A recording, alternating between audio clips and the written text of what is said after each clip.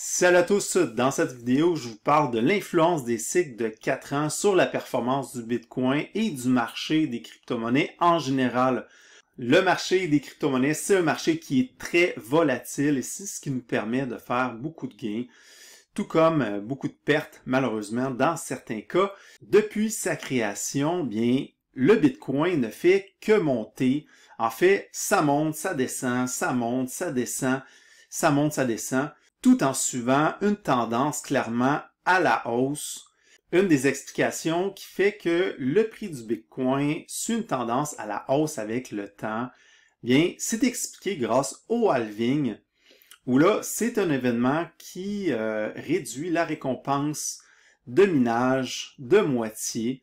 Depuis plusieurs années, il y a vraiment un engouement grandissant autour des crypto-monnaies, donc l'offre est grandissante et la demande, grâce au halving, diminue. Donc, c'est la raison pour laquelle l'événement des halvings est un événement bullish en soi, parce que ça réduit l'offre sur le marché. Dans la vidéo d'aujourd'hui, je vous parle de l'influence des cycles sur la performance des crypto-monnaies. Commençons sans plus tarder. Si vous aimez cette vidéo, n'hésitez pas à laisser un commentaire dans la vidéo. Ça fait toujours plaisir. Alors, pour commencer cette vidéo, je vous présente le premier cycle haussier que nous avons eu en 2012. Nous avons eu le premier halving sur le Bitcoin le 28 novembre 2012, où là, on avait le Bitcoin qui était à un prix de 12,44. Et ce que vous pouvez voir, c'est qu'à partir du moment du halving, à partir de la ligne que j'ai tracée en verte juste ici, ça a pris 53 semaines à partir de ce halving pour avoir un nouveau sommet historique sur le Bitcoin. Ça, c'est pour souligner le fait qu'à partir du halving, bien, généralement, ce qui en suit, c'est un nouveau all-time high. Chaque halving a eu lieu dans une année présidentielle. Vous voyez ici, dans la même période, le même mois, c'était le président Obama qui a été élu. Généralement, les années électorales américaines sont des périodes très haussières sur le marché traditionnel et des crypto-monnaies. Ici, ce que je voulais vous faire souligner, c'est qu'à partir du prix du Bitcoin au moment du halving jusqu'au moment où nous avons eu un sommet historique aux alentours de 1239 $, bien, c'est un x99 que nous avons eu. Après avoir établi ce nouveau sommet historique, le marché a commencé son déclin vers un bear market. Un bear market qui a duré 57 semaines. Ensuite, prochain cycle haussier pour aller en 2016. Le deuxième halving a eu lieu le 9 juillet 2016, où là, le prix du Bitcoin à ce moment-là était à 650.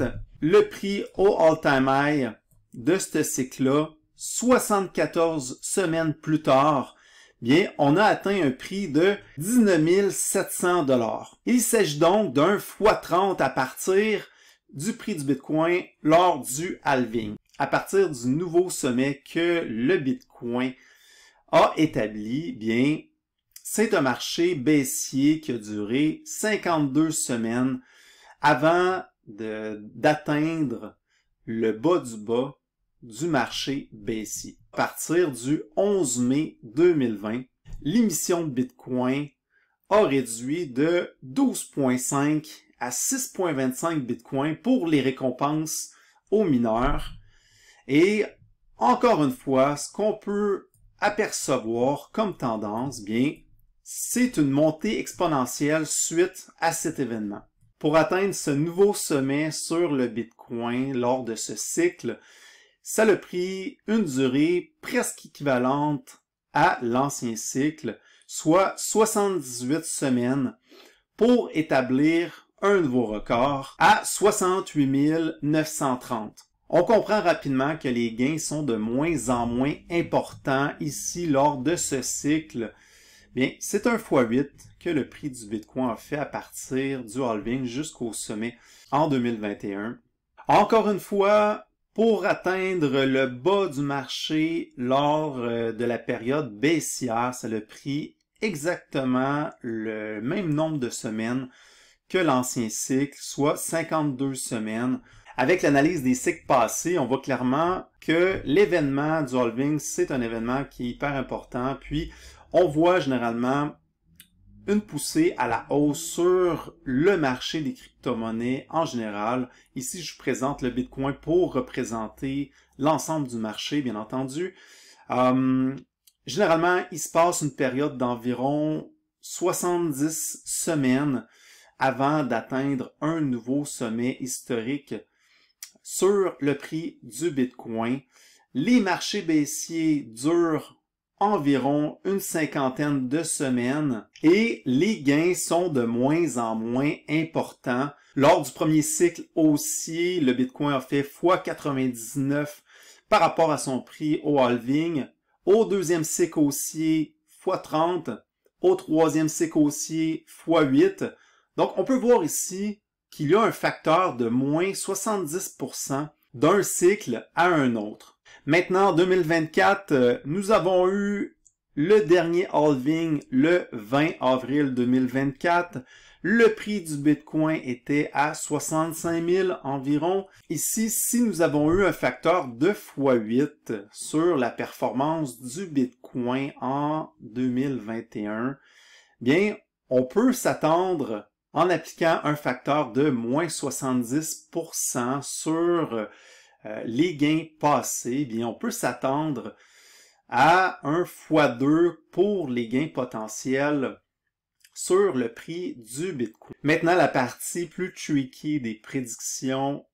Ici, c'est juste pour le plaisir et voir si la théorie des cycles continue dans le même sens. Avec un Bitcoin à 65 000 lors du halving, bien, ça nous donnerait un prix potentiel pour un nouveau all-time high aux alentours de 140 000. À voir si ça va se réaliser. Les performances passées ne sont pas garants du futur, j'en suis conscient, mais les cycles de 4 ans ont toujours fonctionné jusqu'à présent, donc jusqu'à preuve du contraire, bien, j'adhère à cette théorie. Donc 140 000, c'est la fameuse prédiction que je fais à prendre avec un grain de sel. Et l'important, c'est d'avoir une stratégie pour prendre des profits avant cette target, à mon avis. Toujours d'avoir un plan B si jamais ça se produit pas. Parce que ça se peut qu'on n'atteigne jamais ce niveau ou, à l'inverse, qu'on aille beaucoup plus haut. Maintenant, pour la question timing, si la tendance se maintient, bien 78 semaines à partir du halving que nous avons eu cette année, bien ça mène en octobre 2025, soit 78 semaines plus tard que le halving que nous avons eu en avril 2024. Encore une fois, ça peut être plus, ça peut être moins. Si vous savez cette information-là, juste le fait de savoir que ça se peut que 78 semaines plus tard que le halving, bien que ça soit la fin du marché haussier, bien, vous allez surperformer 99% des investisseurs en crypto-monnaie. C'est une information qui devrait vous sonner des alarmes que, à partir de l'été prochain, en 2025, bien, c'est pas le temps d'être all-in parce que la fin est imminente. Il se peut très bien qu'à un moment donné, dans un cycle futur, peut-être même ce cycle-ci, on voit des cycles qui prennent de plus en plus de temps avec la maturité du marché, avec plus de participants, plus de capitalisation. Mais on n'est pas encore rendu là, selon moi. Mais c'est une éventualité. Puis, à ce moment-là, bien, ça serait important de changer de stratégie et de s'adapter à la nouvelle réalité. Je suis curieux de savoir votre avis à ce sujet. N'hésitez pas à commenter sous cette vidéo. Merci de votre écoute et à la prochaine vidéo.